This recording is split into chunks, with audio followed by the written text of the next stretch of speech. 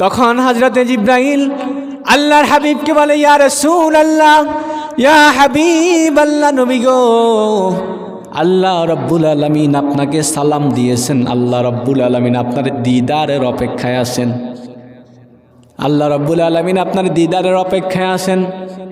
আল্লাহর হাবিব ডাক দিয়ে বলে, আমি আল্লাহর দিদারে যাব না।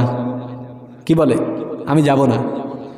অন্য নবীরা দিদারের জন্য বেকুল, আর আল্লাহর হাবিব দাওয়াত পাওয়ার পরেও বলতেছে আমি যাব না।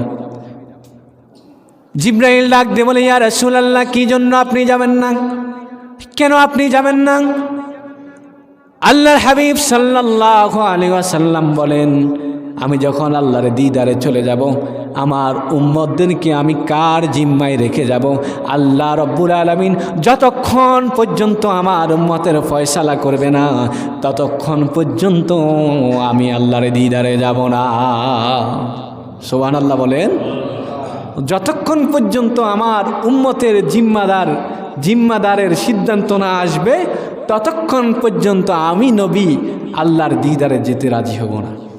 জিবরাইল আলাইহিস সালাম আল্লাহর দরবারে গিয়ে চলে গেলেন, আবার আসলেন, এসে বললেন, ইয়া রাসূলুল্লাহ, আল্লাহ রাব্বুল আলামিন সিদ্ধান্ত নিয়েছে, আপনি আল্লাহর দিদারে যত সময়, যত কাল, যত জামানেই থাকেন, আল্লাহ রাব্বুল আলামিন আপনার উম্মতের জিম্মাদার দায়িত্ব নিয়ে নিলেন। জোরে বলুন আল্লাহু আকবার।